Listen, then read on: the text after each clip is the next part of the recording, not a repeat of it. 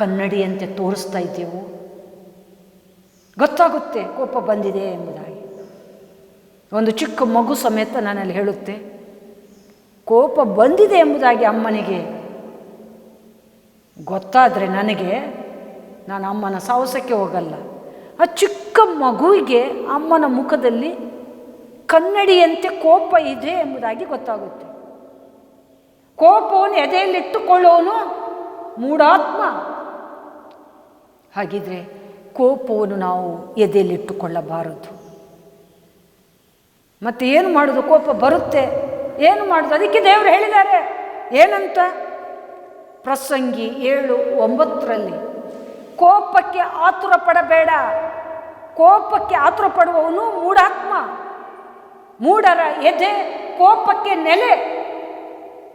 ಹಾಗಿದ್ರೆ ನಾವು ದೇವರ ವಾಕ್ಯದ ಪ್ರಕಾರ ಸಾಗಲಿಕ್ಕೆ ಪ್ರತಿದಿನ ಬಾಯಾರಿಕೆ ಉಳ್ಳವರಾಗಿರುವುದರಿಂದ ಕೋಪಕ್ಕೆ ಆತುರ ಪಡಬಾರದು,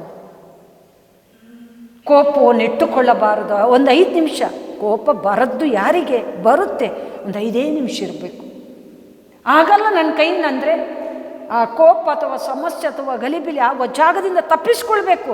ನಮ್ಮನ್ನು ನಾವು ಸಮಾಧಾನ ಪಡಿಸೋದಕ್ಕೋಸ್ಕರ ತಪ್ಪಿಸಿಕೊಂಡು ಅಂತ ಉಸಿರು ಬಿಟ್ಟುಕೊಂಡು ನಾನು ಬದುಕಿದೆ ಅನ್ನುವಂಥ ರೀತಿಯಲ್ಲಿ ದೇವರಿಗೆ ಸ್ತೋತ್ರ ಹೇಳಬೇಕು. ಅಂಥ ಉಪಾಯನೂ ನಮ್ಮಲ್ಲಿಲ್ಲದಿದ್ದರೆ ನಾವು ಜ್ಞಾನಹೀನರೇ.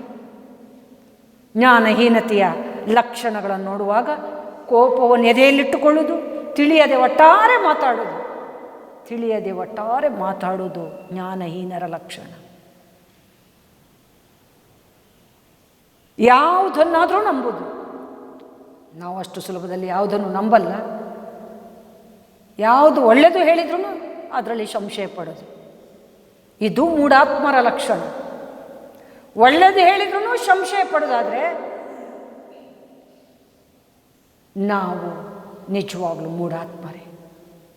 ಮೂಢಾತ್ಮರಾಗಿ ವರ್ತಿಸದೆ ಪ್ರತಿದಿನ ಸ್ವಾಮಿ ನನಗೆ ಜ್ಞಾನವನ್ನು ಅನುಗ್ರಹಿಸುವ, ಆ ಜ್ಞಾನ ನೀನೇ, ನನಗೆ ಆ ವಿಷಯದಲ್ಲಿ ನೀನು ಸಹಾಯ ಮಾಡು, ನನಗೆ ಜ್ಞಾನ ಬೇಕೇ ಬೇಕು.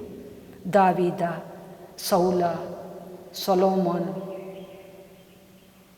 ಇನ್ನು ಶದ್ರಕ್, ಮೇಷಕ್, ಅಭಿಜ್ಞಗೋ, ಹೊಸ ಒಡಂಬಡಿಕೆ ಪೌಲ ಭಕ್ತರು ಎಲ್ಲರೂ ಜ್ಞಾನವನ್ನು ಪ್ರೀತಿಯಿಂದ ದೇವರ ಹತ್ರ ಕೇಳಿದರು. ದೇವರು ಸಮೇತ ಅದಕ್ಕೆ ಯಾಕೋಬ 1:5 ನೀನು ಕೇಳಿಕೋ, ಹಂಗಿಸದೆ ನಿನಗೆ ಕೊಡುತ್ತೇನೆ. ನಾನು ಕೇಳಿ ಕೊಳ್ಳುವವನಿಗೆ ಪ್ರತಿಯೊಬ್ಬನಿಗೆ ಕೊಡಲಿಕ್ಕೆ ಶಕ್ತನಾಗಿದ್ದೇನೆ. ಕೇಳಿಕೊಳ್ಳುವವನು ಪ್ರತಿಯೊಬ್ಬನು ಹೊಂದುತ್ತಾನೆ. ಕೇಳಿಕೋ. ಜ್ಞಾನವನ್ನು ಪ್ರಥಮವಾಗಿ ಕೇಳೋಣ. ಸ್ವಾಮಿ, ನನಗೆ ಸಂಸಾರ ನಡೆಸಬೇಕಿದ್ರೆ, ನನ್ನ ಇನ್ಸ್ಟಿಟ್ಯೂಷನ್ ನಡೆಸಬೇಕಿದ್ರೆ, ನನ್ನ ಸುತ್ತಮುತ್ತಲಿನ ವಿರೋಧಿಗಳ ಮುಂದೆ ನಾನು ಜಯಶಾಲಿ ಆಗಬೇಕಿದ್ರೆ, ಅವರು ಮಾತಾಡಿದಂಗೆ ನಾನು ಎದುರು ಮಾತಾಡದೆ ಮೌನವಾಗಿದ್ದುಕೊಂಡು ನಿನ್ನನ್ನು ಘನಪಡಿಸುತ್ತಾ ಜ್ಞಾನದಿಂದ ಸಾಗುವ ಹಾಗೆ, ನನ್ನ ಜ್ಞಾನವನ್ನು ನೋಡಿ ಅವರು ಸಮೇತ ಜ್ಞಾನವಂತರಲ್ಲ ಹಿಂದೆ ಬರುವಂಗೆ, ಅವರ ಮೂರ್ಖತನವನ್ನು ಬಿಟ್ಟು ಬಿಡುವಂಗೆ ಸ್ವಾಮಿ ನನಗೆ ನೀನು ಸಹಾಯ ಮಾಡು ಎಂಬುದಾಗಿ ಪ್ರತಿದಿನ ಕೇಳಿದ್ದೆ ಆದರೆ ಕೇಳಿಕೋ, ನಾನು ಅದನ್ನು ನಿನಗೆ ಹಂಗಿಸದೆ ಕೊಡುವೆನು. ಕೇಳುವ ಪ್ರತಿಯೊಬ್ಬನು ಹೊಂದುತ್ತಾನೆ. ಯಾಕೋಬ 1:5. ಹಾಗಿದ್ರೆ ನಾವು ಪ್ರತಿದಿನ ದೇವರ ಹತ್ರ ಜ್ಞಾನವನ್ನು ಕೇಳೋಣ. ನನಗೆ ಅದು ಕೊಡು, ಇದು ಕೊಡು, ಇವತ್ತಿನ ದುಡ್ಡು ಕೊಡು, ಇವತ್ತಿನ ದಾರಿ ತೋರ್ಪಡಿಸು. ಬೇಡ, ದೇವರಿಗೆ ಗೊತ್ತಿದೆ ತನ್ನ ಮಕ್ಕಳಿಗೆ ದೇವರು ಏನೇನು ಮಾಡಬೇಕೆಂಬುದಾಗಿ ನಾವು ಬೇಡೋದಕ್ಕಿಂತಲೂ ಅವರ ಆಲೋಚನೆ ಉನ್ನತವಾಗಿರೋದ್ರಿಂದ ಅವರಿಗೆ ಅದು ಗೊತ್ತಿದೆ. ಆ ರೀತಿಯಲ್ಲಿ ನಾವು ಪ್ರತಿದಿನ ಕ್ಷುಲ್ಲಕವಾದದನ್ನು ಕೇಳೋದು ಬೇಡ. ನಮ್ಮ ತಂದೆ ಐಶ್ವರ್ಯವಂತರು, ನಮ್ಮ ತಂದೆ ಉನ್ನತದಲ್ಲಿರುವವರು, ನಮ್ಮನ್ನು ಪ್ರತಿದಿನ ನಡೆಸೋರು, ಕಾಯೋರು, ನಮ್ಮ ಬಗ್ಗೆ ಚಿಂತಿಸುವವರು, ನಮ್ಮ ಹಿತನೇ ಅವರ ಸಂತೋಷ. ನನ್ನನ್ನು ಪ್ರೀತಿಸುವವರ ಹಿತಕ್ಕಾಗಿ ಎಲ್ಲವನ್ನೂ ನಾನು ಅನುಕೂಲ ಮಾಡುತ್ತೇನೆ ಎಂಬುದಾಗಿ ರೋಮ 8:26, 27, 28ನೇ ವಚನ ಹೇಳುತ್ತಿದೆ. ಹಾಗಿರುವಾಗ ನಾವು ದೇವರು ಹಂಗಿಸದೆ ಜ್ಞಾನವನ್ನು ಕೊಡುತ್ತಾರೆ, ಕೇಳಿಕೊಂಡದ್ದನ್ನು ಕೊಡುತ್ತಾರೆ ಎಂಬುದಾಗಿ ನಮಗೆ ಗೊತ್ತಿರುವಾಗ ನಾವು ಆದಷ್ಟು ಜ್ಞಾನಕ್ಕೋಸ್ಕರ ದೇವರನ್ನು ಕೇಳಿಕೊಳ್ಳೋಣ. ಜ್ಞಾನಹೀನರ ಲಕ್ಷಣ ಕೋಪವನ್ನು ಎದೆಯಲ್ಲಿಟ್ಟುಕೊಳ್ಳುವುದು, ಕೋಪ ಬೇಡ, ಕೋಪಕ್ಕೆ ಆತುರ ಪಡೋದು ಬೇಡ. ಅದರಲ್ಲೂ ದೇವರ ವಾಕ್ಯವನ್ನು ತಿಳಿದಂಥ ನಾವುಗಳು ಆದಷ್ಟು ಕೋಪ ಮಾಡಿಕೊಳ್ಳಬಾರದು. ದೇವರ ಆನಂದ ಎನ್ನುವಂಥ ಆಶ್ರಯ ನಮ್ಮನ್ನು ಆವರಿಸಿಕೊಳ್ಳಬೇಕು. ಸಮಾಧಾನವಾಗಿ ನಾವಿರಬೇಕು. ಜ್ಞಾನವಂತರ ಲಕ್ಷಣ ಏನು? ಜ್ಞಾನ ಅನ್ನೋದು ಮೇಲಿಂದ ಬಂದ ಪರಿಶುದ್ಧ ಒಂದು ಶಕ್ತಿ. ಅದೇ ದೇವರು.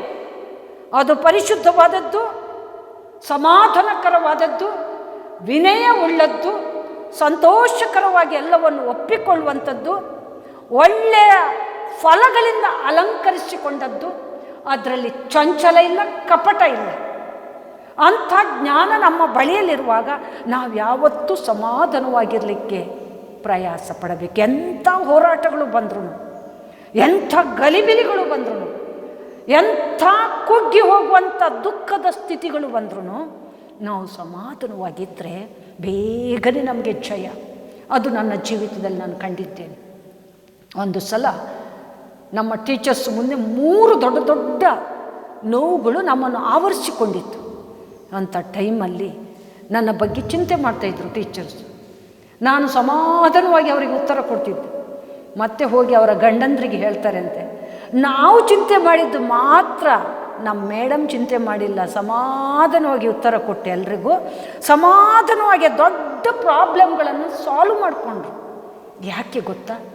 ದೇವರನ್ನು ಸ್ಮರಿಸುತ್ತಾ, ನಿನ್ನ ಚಿತ್ತವಿಲ್ಲದೆ ಈ ಕಷ್ಟ ಬಂದಿಲ್ಲ, ನಿನ್ನ ಚಿತ್ತ ಎಲ್ಲದಕ್ಕೂ. ಇದನ್ನು ಸಮಾಧಾನವಾಗಿ ನಾನು ತಗೊಂಡ್ರೆ ನನಗೆ ಇದರಲ್ಲಿ ತಾಳ್ಮೆ ಮತ್ತು ನಿನ್ನ ದಿವ್ಯಾಶೀರ್ವಾದ ಉತ್ತರವನ್ನು ನಾನು ಕಾಣುತ್ತೇನೆ ಎನ್ನುವಂಥ ರೀತಿಯಲ್ಲಿ ನಾವು ಆ ಟೈಮಲ್ಲೂ ಆ ದೊಡ್ಡ ಪ್ರಾಬ್ಲಮನ್ನು ದೇವರಿಗೆ ಒಪ್ಪಿಸಿ ನಿಶ್ಚಿಂತರಾಗಿದ್ದು ಅದಕ್ಕೋಸ್ಕರ ಸ್ತುತಿಸಿದ್ದೆ. ಆದರೆ ನಮ್ಮ ಸಮಸ್ಯೆ ಪರಿಹಾರ, ನಮಗೆ ಅಷ್ಟು ತಲೆನೋವಾಗಲ್ಲ, ನಮಗೆ ಕಿರಿಕಿರಿ ಆಗಲ್ಲ, ಏನೇ ಬಂದರೂ ಅಷ್ಟು ಸುಲಭದಲ್ಲಿ ಭಯ ಆಗಲ್ಲ. ಹೋರಾಟಗಳು ಹಂಗೆ ನಮ್ಮನ್ನು ನೋಡಿ ಹೆದರಿ ಓಡಿಕೊಂಡು ಹೋಗುತ್ತೆ ಹೊರತು ನಮ್ಮನ್ನು ಆವರಿಸಿ ನಮ್ಮಲ್ಲಿ ನೆಲೆಗೊಳ್ಳಲ್ಲ. ಇದು ದೇವರನ್ನು ನಂಬಿರುವವರ ಜ್ಞಾನಿಗಳ ಲಕ್ಷಣ. ಅದಕ್ಕೆ ದೇವರ ವಾಕ್ಯ ಹೇಳ್ತಿದೆ, ಕೋಪವನ್ನು ಎದೆಯಲ್ಲಿಟ್ಟುಕೊಳ್ಳೋದು ಜ್ಞಾನಹೀನರ ಲಕ್ಷಣ.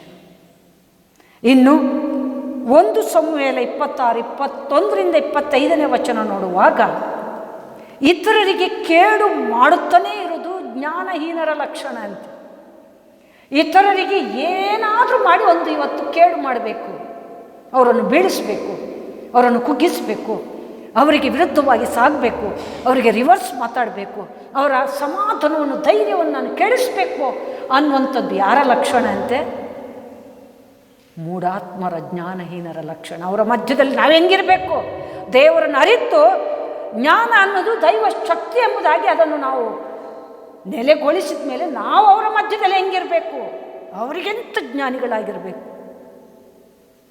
ದಾವೀದನನ್ನು ಸೌಲ 1 ಸಮುವೇಲ 26:21-25 ನಾವು ನೋಡುವಾಗ, ದಾವೀದನನ್ನು ಸೌಲ ನಾನಾ ರೀತಿಯಲ್ಲಿ ಬೀಳಿಸಿ ಸಾಯಿಸಬೇಕಂತ ಬಂದ. ಕಡೆಗೆ ಸೌಲನೇ ದಾವೀದನ ಮುಷ್ಟಿಯಲ್ಲಿ ಬಿದ್ದುಕೊಂಡ.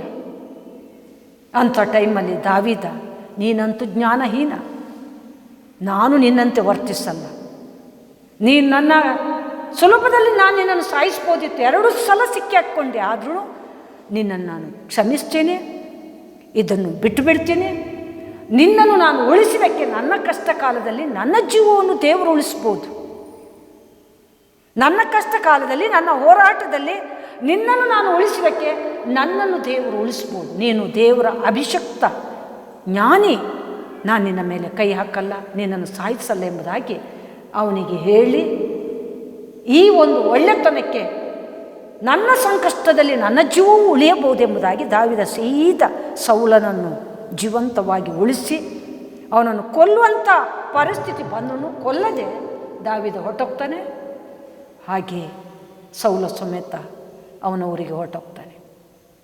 ಕುಯುಕ್ತಿಯಿಂದ ಸೌಲ ದಾವೀದನ ಮೇಲೆ ಬಂದ್ರೂ ದಾವೀದನಿಗೆ ದೇವರ ಭಯ ಇದ್ದದಕ್ಕೆ ಅವನನ್ನು ಉಳಿಸಿದ, ಅವನಿಗೆ ಬುದ್ಧಿವಾದ ಹೇಳಿದ, ಅವನ ಬಗ್ಗೆ ಚಿಂತಿಸಿದ, ಕ್ಷಮಿಸಿದ, ಪ್ರೀತಿಯ ಮಾತುಗಳಿಂದ ಹೊರಟೋದ. ಕಟ್ಟ ಕಡೆಗೆ ನೀನು ದೈವ ಅಭಿಷಿಕ್ತ ಎಂಬುದಾಗಿ ಎಣಿಸಿ ನಾನು ಸುಮ್ಮನೆ ಇರ್ತೇನೆ ಎಂಬುದಾಗಿ ಹೇಳಿದ. ಆಗ ಸೌಲ ನಿನ್ನ ತಂಟೆಗೆ ನಾನು ಬರಲ್ಲ, ನಾನು ನಿಜವಾಗ್ಲೂ ತಪ್ಪು ಮಾಡಿದ್ದೇನೆ. ನೀನು ದೇವರಿಂದ ಆರಿಸಲ್ಪಟ್ಟಂಥ ವ್ಯಕ್ತಿ, ನಿನ್ನ ತಂಟೆಗೆ ಬಂದರೆ ನನ್ನ ಅಧೋಗತಿಯನ್ನು ನಾನೇ ನೋಡುತ್ತೇನೆ. ಹಾಗಾಗಿ ನಿನ್ನ ವಿಷಯಕ್ಕೆ ಬರದೆ ನನ್ನ ತಪ್ಪು ನನಗೆ ಗೊತ್ತಾಗುತ್ತಿದೆ ಎಂಬುದಾಗಿ ದಾವೀದನಿಗೆ ತಪ್ಪನ್ನು ಒಪ್ಪಿಕೊಂಡು ಸಂತೋಷವಾಗಿ ತಪ್ಪನ್ನು ಬಿಟ್ಟು ಬಿಡಲಿಕ್ಕೆ ಸೌಲ ಪ್ರಯತ್ನಿಸಿದ. ಸೌಲನ ಮೊದಲಿನ ಜೀವಿತ ದಾವೀದನಿಗೆ ಕೇಡು ಮಾಡಬೇಕೆಂಬುದಾಗಿತ್ತು. ದಾವೀದ ದೇವರಿಂದ ಆರಿಸಲ್ಪಟ್ಟ ಅಭಿಷಿಕ್ತ ವ್ಯಕ್ತಿ ಎಂಬುದಾಗಿ ಸೌಲನಿಗೆ ಗೊತ್ತಿದ್ರೂ, ದಾವೀದನಿಗೂ ಸೌಲನ ಬಗ್ಗೆ ಗೊತ್ತಿದ್ರೂ ಆ ಅಧಿಕಾರ, ಆ ಒಂದು ಅರಸು ಪಟ್ಟ ಇದು ಸಾಮಾನ್ಯವಾದದಲ್ಲ, ದೇವರಿಂದ ಪಡ್ಕೊಂಡದ್ದು. ನನಗಿಂತ ದೊಡ್ಡ ಅರಸ್ಸಿಗೆ ಸೌಲನಿಗೆ ನಾನು ವಿರುದ್ಧವಾಗಿ ಸಾಗಬಾರ್ದು ಎಂಬುದಾಗಿ ಅವನಿಂದ ನಾನಿದ್ದೇನೆ ಎಂಬುದಾಗಿ ದಾವೀದ ತಿಳ್ಕೊಂಡ್ರು, ಸೌಲ ತಿಳ್ಕೊಂಡಿಲ್ಲ. ಸೌಲನಿಗಿಂತ ಹೆಚ್ಚಾಗಿ ದೇವರು ದಾವೀದನನ್ನು ಪ್ರೀತಿಸ್ತಿದ್ರು ಎಂಬುದಾಗಿ ಕಟ್ಟ ಕಡೆಗೆ ಗೊತ್ತಾಯಿತು. ಹೀಗೆ ಮೂರ್ಖರ ಲಕ್ಷಣ, ಮೂಢಾತ್ಮರ ಲಕ್ಷಣ, ಜ್ಞಾನಹೀನರ ಲಕ್ಷಣ ಕೇಡು ಇತರರಿಗೆ ಮಾಡ್ತಾನೇ ಇರೋದು. ನಾವು ಇತರರಿಗೆ ಕೇಡು ಮಾಡ್ತಿದ್ದೇವೋ, ಕೇಡಿನಿಂದ ತಪ್ಪಿಸ್ತಿದ್ದೇವೋ? ಒಂದು ನಿಮಿಷ ಯೋಚಿಸೋಣ ಪ್ರಿಯರೇ. ದೇವರ ವಾಕ್ಯವನ್ನು ತಿಳಿದ ಮೇಲೆ ಇತರಿಗೆ ನಾವು ಕೇಡು ಮಾಡುತ್ತಾ ಹೋಗೋದಲ್ಲ, ಕೇಡಿನಿಂದ ಅವರನ್ನು ತಪ್ಪಿಸಬೇಕು. ಕೇಡು ಬಂದಿದೆ, ಅನೇಕ ರೀತಿಯಲ್ಲಿ ಹಿಂಗೆ ಆಗ್ತಾ ಇದೆ ಎಂಬುದಾಗಿ ಅವರ ಬಗ್ಗೆ ನಮಗೆ ಯಾರಾದರೂ ಹೇಳಿದ್ರು, ಹಿಂಗಿದೆ ಎಚ್ಚೆತ್ತುಕೊಳ್ಳ್ರಿ ಎಂಬುದಾಗಿ ಬುದ್ಧಿವಾದ ಹೇಳಿ ಆ ವಿಷಯದಲ್ಲಿ ಧೈರ್ಯ ಕೊಡಿಸ್ಲಿಕ್ಕೆ ಹೋಗಲೇಬೇಕು ಹೊರತು ನಾವು ಅದನ್ನು ಹೀಯಾಳಿಸೋದು, ಅವಹೇಳನ ಮಾಡೋದು, ಆ ವಿಷಯದಲ್ಲಿ ಸಂತೋಷ ಪಡೋದು ಜ್ಞಾನಿಗಳ ಲಕ್ಷಣ ಅಲ್ಲ. ಒಂದು ವೇಳೆ ಅವರಿಗೆ ಬುದ್ಧಿವಾದ ಹೇಳುವಾಗ ಅವರು ತಿಳಿಯದೆ ನಮ್ಮನ್ನು ತಪ್ಪಾಗಿ ಅರ್ಥ ಮಾಡಿಕೊಂಡ್ರು ಅದು ನಮಗೆ ಬೇಕಾಗಿಲ್ಲ. ನಾವು ಏನು ಮಾಡಿದ್ದೇವೆ, ಆ ವಿಷಯದಲ್ಲಿ ನಮ್ಮ ಮನಸ್ಸಾಕ್ಷಿ ಸಂತೋಷ ಪಡಿಸುತ್ತಿದೆಯಾ ನಮ್ಮದು, ಅದು ನಮಗೆ ಬೇಕಾದದ್ದು. ಇದು ಜ್ಞಾನಿಗಳ ಲಕ್ಷಣ ಅಂತೆ. ಜ್ಞಾನಹೀನರ ಲಕ್ಷಣ ಇತರರಿಗೆ ಕೇಡು ಮಾಡ್ತಾ ಇರೋದು. ಹಾಗೆ ಇತರರಿಗೆ ಕೇಡನ್ನು ಮಾಡಲು ಮುಂದೆ ಸಾಗುತ್ತಾ ಇರೋದು. ಜ್ಞಾನೋಕ್ತಿ 27:12 1 ಸಮುವೇಲ 26, 21, 22, 23, 24, 25 ವಚನ ನೋಡುವಾಗ ಇತರರಿಗೆ ಕೇಡು ಮಾಡಲಿಕ್ಕೆ ಪ್ರಯತ್ನಿಸೋದು ಜ್ಞಾನಹೀನರ ಲಕ್ಷಣ. ಹಾಗೆ ಕೇಡನ್ನು ಕಂಡು ಮುಂದೆ ಮುಂದೆ ಹೋಗಿ ಕೇಡಿನೊಳಗೆ ಬಿದ್ದು ಸಂತೋಷ ಪಡುವುದು ಮೂಢಾತ್ಮನ ಲಕ್ಷಣ ಅಂತ. ಜ್ಞಾನೋಕ್ತಿ 27:12 ವಚನ.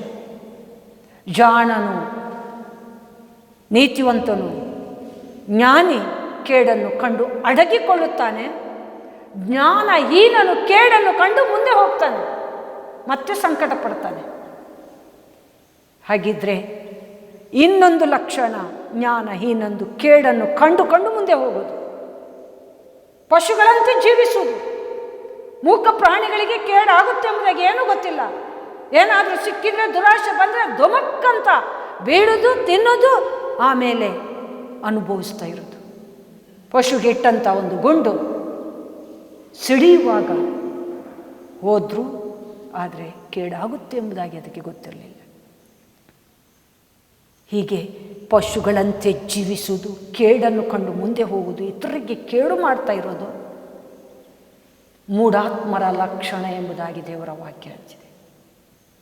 ಅದು ಮಾತ್ರವಲ್ಲ, ಪದೇ ಪದೇ ಜಗಳಕ್ಕೆ ಕಾರಣವಾಗಿರುವುದು. 2 ತಿಮೋತಿ 2:23 ವಚನ. ಪದೇ ಪದೇ ಜಗಳ ಎಬ್ಬಿಸ್ತಾ ಇರೋದು, ತಪ್ಪು ಮಾಡ್ತಾ ಇರೋದು, ಜಗಳಕ್ಕೆ ಕಾರಣ ಮಾಡೋದು. ನೀತಿವಂತರನ್ನು ಅಥವಾ ಜ್ಞಾನಿಗಳನ್ನು ಅಸಮಾಧಾನಕ್ಕೆ ನಡೆಸೋದು. ತಪ್ಪು ಮಾಡಿದರೆ ಇವರಿಗೀಗ ಕೋಪ ಬರುತ್ತೆ, ನೋಡೋಣ ಇವರ ಕೋಪ ಈಗ ಸಮಾಧಾನವಾಗಿರ್ತಾರೆ, ಕೋಪದಲ್ಲಿರ್ತಾರೆ, ಚೆಕ್ ಮಾಡೋದು. ಹೆಂಡತಿ ಗಂಡನನ್ನು ಚೆಕ್ ಮಾಡ್ಬೋದು ಹೀಗೆ. ಆಳನ್ನು ದನಿಯನ್ನು ಆಳು.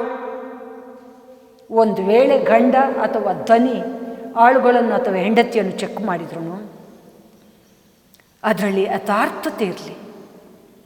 ನೋವು ಮಾಡಿ ಕೋಪಕ್ಕೆ ನಡೆಸಿ ಅನ್ಯಾಯವಾಗಿ ಕಟ್ಟ ಕಡೆ ನನಗೆ ನಿನ್ನ ಸವಸನೆ ಬೇಡ ಎಂಬುದಾಗಿ ಬಿಟ್ಟು ಬಿಡುವ ರೀತಿಯಲ್ಲಿ ಇರಬಾರ್ದು. ನಮ್ಮ ಚೆಕ್ಕಿಂಗನ್ನು ದೇವರಿಗೆ ಮೆಚ್ಚುಗೆ ಆಗಿರಬೇಕು, ಯಥಾರ್ಥವಾಗಿರಬೇಕು. ಹೇಗೆ ಎಂಬುದಾಗಿ ನಾವು ಯೋಚಿಸ್ಬೋದು. ಅವರ ಮೇಲೆ ಪ್ರೀತಿ ಇದ್ದದ್ದೇ ಆದರೆ ನಾವು ಅವರಿಗೆ ನೋವು ಮಾಡ್ತಿರುವಂಥ ವಿಷಯದಲ್ಲಿ ಚೆಕ್ ಮಾಡಲ್ಲ. ಪ್ರೀತಿ ಎಲ್ಲವನ್ನು ಸಹಿಸುತ್ತದೆ, ಎಲ್ಲವನ್ನು ಮುಚ್ಚುತ್ತದೆ, ಎಲ್ಲವನ್ನು ಸರಿಪಡಿಸುತ್ತೆ. ಆ ದೈವಿಕ ಪ್ರೀತಿ ವಿಶಾಲವಾದದ್ದರಿಂದ ಅಷ್ಟು ಸುಲಭದಲ್ಲಿ ಜ್ಞಾನಹೀನರನ್ನು ನೋಡಿ ನಾವು ಅವಹೇಳನ ಮಾಡೋದು ಅಥವಾ ಅವರನ್ನು ಸೈಡಿಗಿಟ್ಟು ನಮ್ಮ ಸುಖನೇ ನಮಗೆ ದೊಡ್ಡದೆಂಬುದಾಗಿ ಬದುಕುವುದು ಇಲ್ಲ. ಅವರ ವಿಷಯದಲ್ಲಿ ನಾವು ಚಿಂತಿಸೋದು ಬಹಳ ಒಳ್ಳೆಯದು. ಹಂಗಂತ ಅವರ ಸಹವಾಸ ಮಾಡೋದು ಬೇಡ. ಎಷ್ಟು ಬೇಕು ಅಷ್ಟರಲ್ಲಿದ್ದು ನಮ್ಮ ಸಹವಾಸಕ್ಕೆ, ನಮ್ಮ ಜ್ಞಾನಕ್ಕೆ ಅವರು ಬರಲಿ ಎಂಬುದಾಗಿ ನಾವು ಹಾರೈಸ್ತಾ ಪ್ರಾರ್ಥಿಸ್ತಾ ದೇವರಿಗೆ ಅವರನ್ನು ಪ್ರತಿದಿನ ಒಪ್ಪಿಸಬೇಕು. ಅದು ಬಿಟ್ಟು ಅವ್ರ ಜೊತೆ ಜಗಳ ಆಡ್ತಾನೇ ಇರೋದು, ಕ್ಷುಲ್ಲಕ ವಿಷಯಗಳನ್ನು ದೊಡ್ಡದು ಮಾಡ್ತಾನೆ ಇರೋದು, ಅಥವಾ ಅವರಂಗೆ ನಾವು ಎಂಬುದಾಗಿ ಅವರಿಗೆ ಅರಿವು ಮಾಡ್ತಿರೋದು ಜ್ಞಾನಿಗಳ ಲಕ್ಷಣ ಅಲ್ಲ, ಜ್ಞಾನಹೀನರ ಲಕ್ಷಣ. ಕೇಡನ್ನು ಕಂಡು ಮುಂದೆ ಹೋಗುವುದು ಜ್ಞಾನಹೀನರ ಲಕ್ಷಣ. ಪದೇ ಪದೇ 2 ತಿಮೋಥಿ 2:23 ಹೇಳುವ ಹಾಗೆ ಪದೇ ಪದೇ ತಪ್ಪು ಮಾಡಿ ಕೋಪ ಎಬ್ಬಿಸುವುದು ಜ್ಞಾನಹೀನರ ಲಕ್ಷಣ. ನಾವು ಹಾಗೆ ಮಾಡ್ತಿದ್ದೇವೋ? ಒಂದು ನಿಮಿಷ ಯೋಚಿಸೋಣ. ತಿಮೋಥಿ ಹೇಳಿದಂಥ ಮಾತು, ಜ್ಞಾನಹೀನರು ಮೂಢಾತ್ಮರೆಂಬುದಾಗಿ ಎಣಿಸಿ ಅವರು ಮಾಡಿದಂಗೆ ನೀವು ಮಾಡಬೇಡ್ರಿ.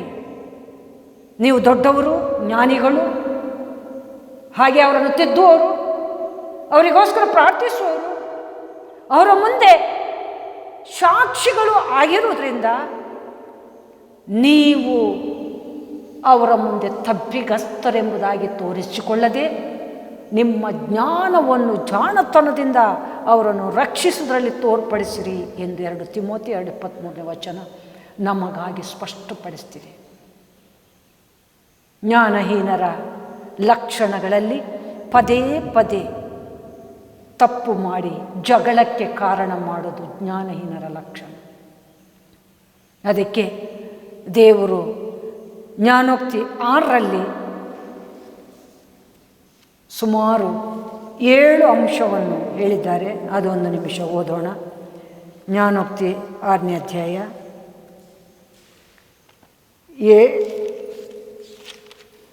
7 ಅಂಶಗಳನ್ನು ನಾವು ಅಲ್ಲಿ ನೋಡ್ಬೋದು. 6ನೇ ಅಧ್ಯಾಯ 17ರಿಂದ 7 ಆತನಿಗೆ ಅಸಹ್ಯವಾಗಿರುವಂಥ ವಸ್ತು ಅದ್ಯಾವುದಂದರೆ, ಜ್ಞಾನೋಕ್ತಿ 6:17ರಿಂದ ಅದ್ಯಾವುದಂದರೆ, ಹೆಮ್ಮೆಯ ಕಣ್ಣು, ಸುಳ್ಳಿನ ನಾಲಿಗೆ, ನಿರ್ದೋಷ ರಕ್ತವನ್ನು ಸುರಿಸುವ ಕೈ, ದುರಾಲೋಚನೆಯನ್ನು ಕಲ್ಪಿಸುವ ಹೃದಯ, ಕೇಡು ಮಾಡಲು ತ್ವರೆಪಡುವ ಕಾಲು, ಅಸತ್ಯವಾಡುವ ಸುಳ್ಳು ಸಾಕ್ಷಿ, ಒಡ ಹುಟ್ಟಿದವರಲ್ಲಿ ಜಗಳಗಳನ್ನು ಬಿತ್ತುವವನು. ಈ 7 ಅದರಲ್ಲಿ ಅಸಹ್ಯವಾದ ಸಂಗತಿ ಒಂದಿದೆ. ಯೆಹೋವನು ಹಾಗೆ ಮಾಡುವ ವಸ್ತುಗಳು 6 ಇವೆ. ಹೌದು, 7 ಆತನಿಗೆ ಅಸಹ್ಯವಾಗಿದೆ. 6 ಇದೆ ಅಂತೆ. ಅದ್ಯಾವುದು 6? ಹೆಮ್ಮೆಯ ಕಣ್ಣು, ಸುಳ್ಳಿನ ನಾಲಿಗೆ, ನಿರ್ದೋಷ ರಕ್ತವನ್ನು ಸುರಿಸುವ ಕೈ, ದುರಾಲೋಚನೆಯನ್ನು ಕಲ್ಪಿಸುವ ಹೃದಯ, ಕೇಡು ಮಾಡಲು ತ್ವರೆಪಡುವ ಕಾಲು, ಅಸತ್ಯವಾಡುವ ಸುಳ್ಳು ಸಾಕ್ಷಿ. 7ನೇದ್ದು 6 ಇದೆ. 7 ಆತನಿಗೆ ಅಸಹ್ಯವಾಗಿದೆ. ಯಾವುದದು 7ನೇದು? ಒಡ ಹುಟ್ಟಿದವರಲ್ಲಿ ಜಗಳ ಎಬ್ಬಿಸುವವರು. ಹಾಗಿದ್ರೆ ದೇವರಿಗೆ ಎಲ್ಲ ಒಡ ಹುಟ್ಟಿದವರು ಮನೆ ಸ್ವರ್ಗವಾಗಿ ಸಂತೋಷವಾಗಿರಬೇಕಂತ ಆಶೆ. ಒಡ ಹುಟ್ಟಿದವರಲ್ಲಿ ಒಂದು ಮನೆಯನ್ನು ಸ್ವರ್ಗ ಮಾಡುವಲ್ಲಿ, ದೈವ ಶಾಂತಿ ಸಮಾಧಾನವನ್ನು ತಂದುಕೊಳ್ಳುವುದರಲ್ಲಿ ಯಾರಾದರೂ ಒಡ ಹುಟ್ಟಿದವರಲ್ಲಿ ಜಗಳವನ್ನು ಶುರು ಮಾಡಿದರೆ ಅದು ದೇವರಿಗೆ ಅಸಹ್ಯವಾಗಿದೆ ಅಂತೆ. ನಾವು ಹೇಗಿದ್ದೇವೆ? ಒಡ ಹುಟ್ಟಿದಂಥ ನಮ್ಮೊಳಗೆ ಜಗಳವನ್ನು, 7ನೇ ಅಂಶ ದೇವರಿಗೆ ಅಸಹ್ಯವಾದದನ್ನು ಬಿತ್ತುತ್ತಾ ಇದ್ದೇವೋ? ಮೂಢಾತ್ಮರ ಲಕ್ಷಣ ಅದು, ಜ್ಞಾನಹೀನರ ಲಕ್ಷಣ. ಹಾಗಿದ್ದರೆ ಜ್ಞಾನಹೀನರ ಲಕ್ಷಣದಲ್ಲಿ ಪದೇ ಪದೇ ಜಗಳ, ತಪ್ಪು ಮಾಡೋದು, ಜಗಳಕ್ಕೆ ಮೂಲ ಮಾಡೋದು ಜ್ಞಾನಹೀನರ ಲಕ್ಷಣ. ಇನ್ನು ಸೊಕ್ಕೇರಿ ದೇವ ಭಯವನ್ನು ಲಕ್ಷ್ಯಕ್ಕೆ ತಾರದಿರುವುದು ಜ್ಞಾನೋಕ್ತಿ 14-16 ಸೊಕ್ಕೇರಿ ದೇವ ಭಯವನ್ನು ಲಕ್ಷ್ಯಕ್ಕೆ ತಾರದಿರುವುದು ಈಗ ಆತನಿಗೆ ಸೊಕ್ಕು ಏರಿದೆ ಎಂಬುದಾಗಿಯೂ ಗೊತ್ತಿಲ್ಲ. ಯಾವಾಗ ಗೊತ್ತಾಗೋದಂದರೆ ಅವನು ಒಟ್ಟಾರೆ ಮಾತಾಡುವಾಗ, ಒಟ್ಟಾರೆ ಸಾಗುವಾಗ ಇವನಿಗೆ ದೇವ ಭಯ ಇಲ್ಲ, ಈ ತಳಿಗೆ ದೇವ ಭಯ ಇಲ್ಲ ಎಂಬುದಾಗಿ ಅರ್ಥ ಆಗುತ್ತೆ ನಮಗೆ. ಅಂಥವ್ರ ಸಹವಾಸ ಹೆಚ್ಚು ಮಾಡಬಾರ್ದು. ಅಂಥವ್ರ ಸಹವಾಸ ಮಾಡಿದರೆ ನಮಗೂ ಅದೇ ಬುದ್ಧಿ ಬರುತ್ತೆ. ಅವರಿಗೆ ಸೊಕ್ಕೇರಿದ್ರಿಂದ, ಹೆಮ್ಮೆಯ ಕಣ್ಣಿರೋದ್ರಿಂದ, ದೌಲತ್ತಿರೋದ್ರಿಂದ, ಹಠಮಾರಿತನ ಇರೋದ್ರಿಂದ, ಒಳಗೆ ಪೊಗುರಿರೋದ್ರಿಂದ, ದರ್ಪ ಇರೋದ್ರಿಂದ ಅನ್ಯಾಯ ಯಾವುದು ಸರಿ ಯಾವುದು ಅನ್ನುವಂಥ ಡಿಫ್ರೆನ್ಸ್ ಗೊತ್ತಾಗ್ತಾ ಇಲ್ಲ, ವ್ಯತ್ಯಾಸ ಗೊತ್ತಾಗ್ತಾ ಇಲ್ಲ. ಅದಕ್ಕೆ ಸೊಕ್ಕೇರಿದವರಿಗೆ ದೇವ ಭಯವನ್ನೇ ಅಲಕ್ಷ್ಯ ಮಾಡುವಷ್ಟು ಮೂಢತ್ವ ಇದೆ ಅಂತೆ. ಜ್ಞಾನೋಕ್ತಿ 14-16ನೇ ವಚನದಲ್ಲಿ ದೇವರ ವಾಕ್ಯ ಸ್ಪಷ್ಟಪಡಿಸ್ತಿದೆ. 14-16 ಸೊಕ್ಕೇರ್ಲಿಕ್ಕೆ ನಮ್ಮನ್ನು ಬಿಡಬಾರ್ದು. ದರ್ಪ, ಒಡೆಯಮ್ಮೆಗೆ, ಅಹಂಕಾರಕ್ಕೆ ನಮ್ಮನ್ನು ನಾವು ಬಿಟ್ಟು ಕೊಡಬಾರ್ದು. ಆವಾಗ ನಮ್ಮಲ್ಲಿ ತಗ್ಗಿದ ಹೃದಯ, ದೀನತ್ವ ನಮ್ಮನ್ನು ಬಿಟ್ಟು ಹೋಗುತ್ತೆ. ಮತ್ತು ನಾವೇನು ತಪ್ಪು ಮಾಡ್ತೀವಿ ಎಂಬುದಾಗಿ ನಮಗೆ ಗೊತ್ತಾಗ್ತಾ ಇಲ್ಲ. ಇದು ಮೂಢಾತ್ಮರ ಲಕ್ಷಣ ಅಂತೆ. ನಾವು ಸದಾ ದೀನರಾಗಿ ತಗ್ಗಿದ ಹೃದಯದಿಂದ ದೇವರಿಗೆ ಮೆಚ್ಚುಗೆಯಾದ ಪಾತ್ರೆ ಆಗಬೇಕು. ಅದಕ್ಕೋಸ್ಕರನೇ ದೇವರು ನಮ್ಮನ್ನು ಕರೆದದ್ದು, ಲೋಕದಿಂದ ಪ್ರತ್ಯೇಕಿಸಿದ್ದು, ದೇವರಿಗೋಸ್ಕರ ನಿಲ್ಲಿಸಿದ್ದು, ಆರಾಧನೆಯ ಮಕ್ಕಳನ್ನಾಗಿ ನಮ್ಮನ್ನು ಮಾರ್ಪಡಿಸಿ ಅವರ ಸ್ವಾಸ್ಥ್ಯ ಮಾಡಿಕೊಂಡದ್ದು. ಇದು ನಮಗೆ ಗೊತ್ತಿರುವಾಗ ನಾವು ದೇವರ ವಾಕ್ಯವನ್ನು ಅರಿತು ದೇವರ ವಾಕ್ಯದ ಪ್ರಕಾರ ಸಾಗುತ್ತಿರುವುದರಿಂದ, ಜ್ಞಾನಿಗಳಾದದ್ರಿಂದ ಜ್ಞಾನಹೀನರಂತೆ ವರ್ತಿಸಬಾರದು. ಜ್ಞಾನಹೀನರ ಇನ್ನೊಂದು ಲಕ್ಷಣ ಸೊಕ್ಕೇರಿ ದೇವ ಭಯವನ್ನು ಲಕ್ಷ್ಯಕ್ಕೆ ತಾರದಿರುವುದು. ನನಗೆ ಕೇಡಾಗುತ್ತೆ ಅಂತ ಗೊತ್ತಿದೆ, ನೋವಾಗುತ್ತೆ ಅಂತ ಗೊತ್ತಿದೆ, ನನ್ನಿಂದ ಇವರಿಗೆ ಹಟ್ಟಾಗುತ್ತೆ ಎಂಬುದಾಗಿ ಗೊತ್ತಿದೆ. ಇದಕ್ಕೆ ತಕ್ಕ ಕೊಯ್ಲು ಅಥವಾ ಪ್ರತಿಫಲ ಅಥವಾ ಮಾಡಿದ್ದುನ್ನೋ ಮಾರಾಯ ಅನ್ನುವಂಥ ರೀತಿಯಲ್ಲಿ ಶಿಕ್ಷೆ ಇದೆ ಎಂಬುದಾಗಿ ಗೊತ್ತಿದೆ. ಆದ್ರೂ ಸೊಕ್ಕೇರಿ ಮುಂದಕ್ಕೆ ಹೋಗ್ತಾನೇ ಇರೋದು. ದೇವ ಭಯದ ಲಕ್ಷಣ ಅಲ್ಲ, ದೇವರ ಭಯವನ್ನು ಅಲಕ್ಷ್ಯ ಮಾಡುವಂಥ ಲಕ್ಷಣ. ಈ ವಿಷಯದಲ್ಲಿ ನಾವೆಲ್ಲಿದ್ದೇವೆ ಒಂದು ನಿಮಿಷ ಯೋಚಿಸೋಣ ಪ್ರಿಯರೇ. ಹಾಗೆ ಮತ್ತಾಯ 7:26ನೇ ವಚನದಲ್ಲಿ ದೇವರ ವಾಕ್ಯವನ್ನು ಕೇಳಿಯೂ ದೇವರ ವಾಕ್ಯದಂತೆ ನಡೆಯದಿರುವುದು ಮೂಢಾತ್ಮರ ಲಕ್ಷಣ. ದೇವರ ವಾಕ್ಯ ಹೇಳ್ತಿದೆ, ನೀನು ನನ್ನ ಆಜ್ಞೆಯನ್ನು ಕೈಕೊಂಡು ನಡೆದದ್ದಾದರೆ ನಿನ್ನ ಸ್ವಾಸ್ಥ್ಯ ಪುತ್ರ ಪೌತ್ರ ಸಂತತಿ ತನಕ ಇರುವುದು, ಮಕ್ಕಳು ಮೊಮ್ಮಕ್ಕಳು ಪೀಳಿಗೆಯನ್ನು ನೋಡುವಿ, ನನ್ನ ದಯೆ ಯುಗ ಯುಗಾಂತರವರೆಗೂ ನಿನ್ನ ಜೊತೆ ಇರುವುದು. ಕೀರ್ತನೆ 103 19-20ನೇ ವಚನದಲ್ಲಿ ದೇವರ ವಾಕ್ಯ ಹೇಳ್ತಿದೆ, ನನ್ನ ದಯೆ ಯುಗಾಂತರವರೆಗೂ ನಿನ್ನ ಪೀಳಿಗೆಗೆ ಇರುವುದು. ಧರ್ಮೋಪದೇಶ ಕಾಂಡ 6ನೇ ಅಧ್ಯಾಯದಲ್ಲಿ ನಾವು ನೋಡುವಾಗ ನನ್ನ ಆಜ್ಞೆಗಳನ್ನು ಕೈಕೊಂಡು ನಡೆದಂತೆ ಆದರೆ ನೀನು ಜ್ಞಾನಿ, ನಿನ್ನ ಸ್ವಾಸ್ಥ್ಯ ಮಕ್ಕಳು ಮೊಮ್ಮಕ್ಕಳು ಪೀಳಿಗೆ ತನಕ ಹೋಗುವುದು. ನಮ್ಮ ಹಿರಿಯರು, ನಮ್ಮ ತಂದೆ ತಾಯಿಗಳು ದೇವರಿಗೆ ಭಯಪಟ್ಟೇ ಜೀವಿಸಿದರು. ಇವತ್ತು ಅವರ ಸ್ವಾಸ್ಥ್ಯ ನಮ್ಮ ಪಾಲಾಗಿದೆ. ಮಾತ್ರವಲ್ಲ, ನಮಗೂ ಸ್ವಾಸ್ಥ್ಯ ದೇವರು ಕೊಟ್ಟರು. ಇವತ್ತು ನನಗೆ ಮನೆಯ ಪಾಲು ಸಿಕ್ಕಿದೆ, ದೇವರ ಸ್ವಾಸ್ಥ್ಯವೂ ಸಿಕ್ಕಿದೆ. ಎರಡೂ ಸಿಕ್ಕಿದೆ ಅಂದರೆ ದೇವರ ಮಹಾಕೃಪೆ ಅನ್ನಬೇಕು. ದೇವರ ವಾಕ್ಯ ಹೇಳ್ತಿದೆ, ಭಯಪಡುವವರಿಗೆ, ನನ್ನ ಆಜ್ಞೆಗಳನ್ನು ಕೈಕೊಂಡು ನಡೆಯುವವರಿಗೆ ದೇವರ ಸ್ವಾಸ್ಥ್ಯ ಮಕ್ಕಳು ಮೊಮ್ಮಕ್ಕಳು ಪೀಳಿಗೆ ತನಕ.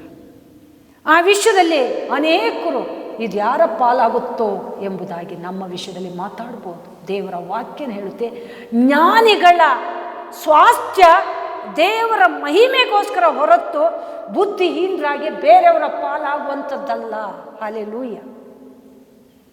ಜ್ಞಾನವಂತರ ಸ್ವಾಸ್ಥ್ಯ ದೇವರ ಮಹಿಮೆಗೋಸ್ಕರ ಸದಾ ನಿಲ್ಲುವುದು ಹೊರತು ಬುದ್ಧಿಹೀನರಾಗಿ ಬೇರೆಯವರ ಪಾಲಾಗುವುದಲ್ಲ. ಬುದ್ಧಿಹೀನರ ಸ್ವಾಸ್ಥ್ಯ ಬೇರೆಯವರ ಪಾಲಾಗುತ್ತೆ ಅಂತೆ. ಜ್ಞಾನೋಕ್ತಿಯಲ್ಲಿ ನಾವು ಇದನ್ನು ಕಾಣ್ಬೋದು. ಹಾಗಿದ್ರೆ ಜ್ಞಾನ ಅನ್ನೋದು ಒಂದು ದೊಡ್ಡ ಶಕ್ತಿ. ಅದನ್ನು ನಾವು ಧರಿಸಿಕೊಂಡಾಗ ನಮಗೆ ಮೇಲೆ ಹೊರತು ಬುದ್ಧಿಹೀನ ಕೆಲಸದಂತೆ ನಮ್ಮ ಜೀವಿತ ಆಗೋದಕ್ಕೆ ಸಾಧ್ಯವೇ ಇಲ್ಲ.